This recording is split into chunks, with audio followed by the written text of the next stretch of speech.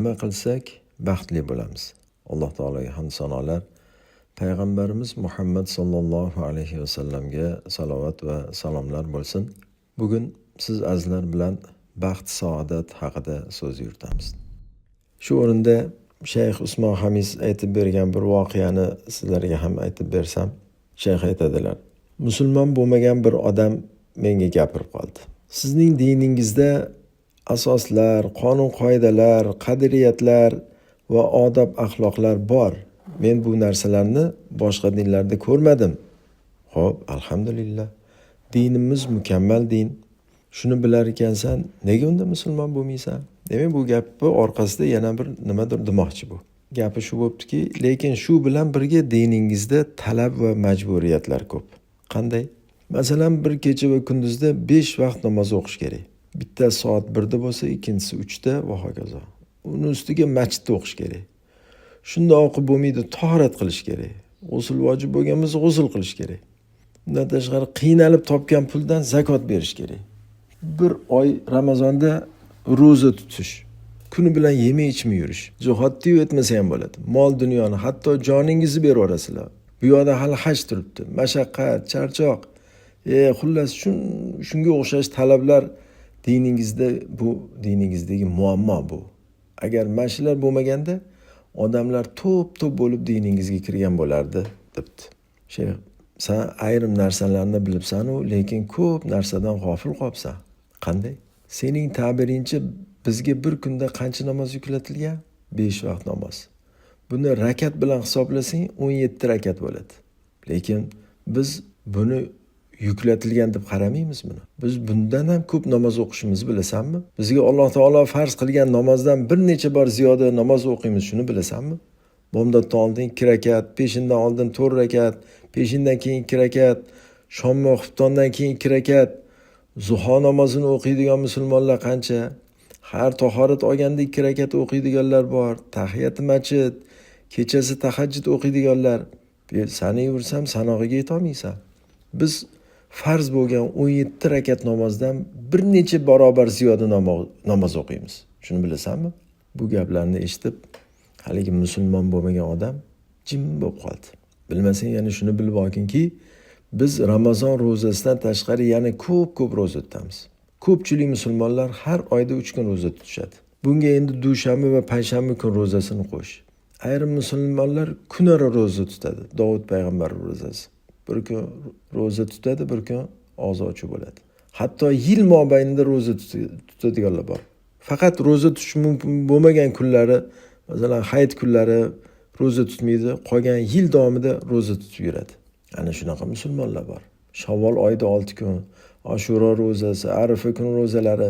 Xullas, biz Alloh farz qilgan Ramazon oyidagi ro'zadan bir necha bor ziyoda ro'za tutamiz. Sen buni tasavvur ham qila olmaysan. Musulmon bo'lmagan odam jim bo'lib turishda davom etardi.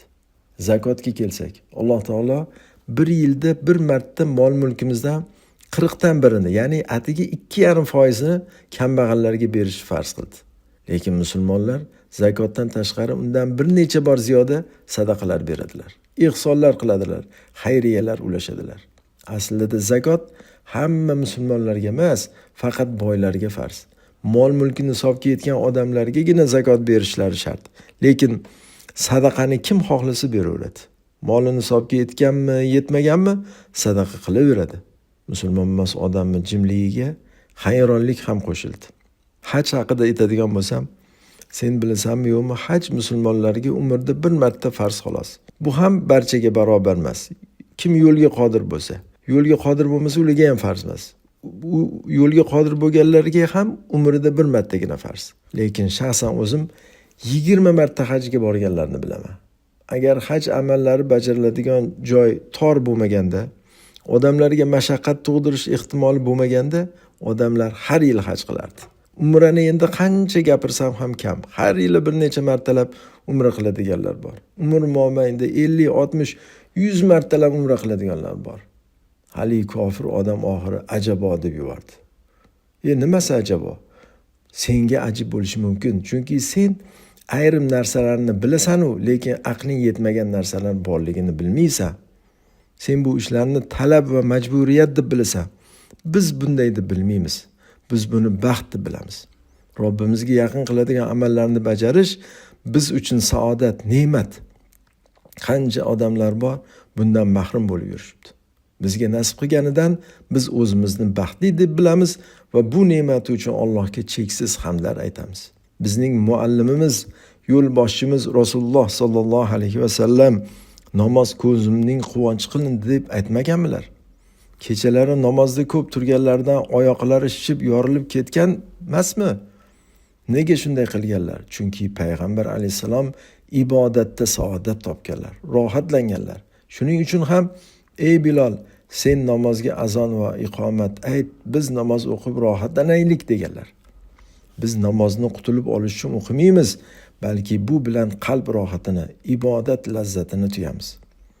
Namoz o'qir ekanmiz, Robbimizga munojat qilayotgan bo'lamiz. Odamlar qayoqdagi kimsalar bilan tushlik qilish uchun millionlab pul sarflaydi. Yo bir mahbubi bilan so'zlash uchun borini beradi.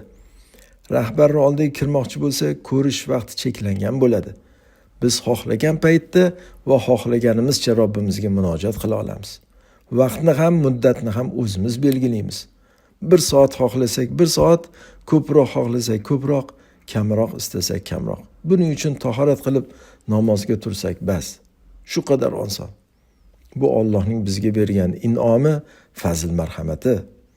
Sadaqa qilsak ham birovdan rahmat eshitish uchun bermaymiz, Allohdan ajr umid qilamiz. Biz sizlarga bu taomni faqat Allohning roziligini istab va uning savobini umid qilib bermoqdamiz. Sizlardan buning evaziga biror narsa istamaymiz. Sizlardan maqtov yoki tashakkur eshitish niyatimiz yo'q deymiz. Biz sen o'ylagandan ko'ra ko'proq amal qilamiz, chunki bu bilan biz baxt, saodat topamiz. Namoz o'qiganimizda o'zimizni baxtiyor his qilamiz. Zakot berganimizda o'zimizni baxtiyor his qilamiz. Ro'za tutganimizda, haj va umra qilganimizda va umuman dinimiz buyurgan amallarni bajarib, man etgan ishlardan tiyilganimizda saodat topamiz, o'zimizni baxtiyor his qilamiz. Sen buni tasavvur ham qila olmaysan. Rum qo'mondoni Artabun Xolid ibn Valid roziyallohu anhuga xat yozib, sizlarni bu yerga ochlik va muhtojlik olib kelgan deganida Xolid ibn Valid roziyallohu anhu Allohga qasamki, bizlarni ochlik va muhtojlik olib kelmadi.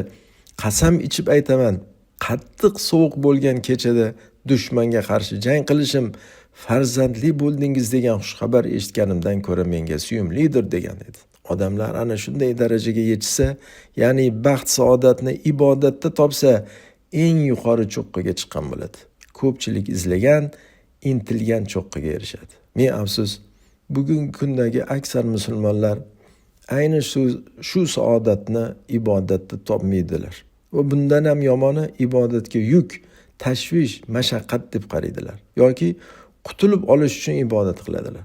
Yo'q, biz bu holatdan o'tib olishimiz, bu tubanlikdan yuqorilashimiz, bitta tepaga chiqishimiz va ibodat qilib rohatlanadigan martabaga yetishimiz kerak.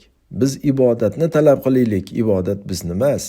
Qalbi masjidlarga bog'langan va namozdan keyingi namozni kutib o'tirish kabi hadislarda zikr qilingan darajaga chiqishimiz kerak. Namozni intiqib kutadigan, vaqti kirganda go'zal tarzda ado etadigan bo'lishimiz kerak. Ro'za tutganda ham olinib emas, iymon, ishonch bilan Allohning huzuridagi ajr mukofotni, jannatni umid qilib tutishimiz kerak. Shu zaylda barcha ibodatlar, namoz, zakot, ro'za, haj, umra, sadaqa hammasi saodat bo'lishi kerak. Toki bularni ado etayotganimizda xursand bo'lib bajaraylik va savobini Allohning huzuriga borganda umid qilaylik. Ana musulmonlar qanday bo'lish kerak? Mana baxtli odam kim? Mana baxt nimada? Alloh taolo hammalarimizni baxtli, saodatli qilsin. Allohumma ja'alna minas suada, Allohumma ja'alna minas suada, Allohumma ja'alna minas suada, Allohumma la taj'al fina shaqiyyan va la mahruma. Va sallallohu va sallama va baraka ala nabiyyina Muhammadin va ala alihi va ashabihi ajma'in. Wassalamu alaykum va rahmatullohi va barakatuh.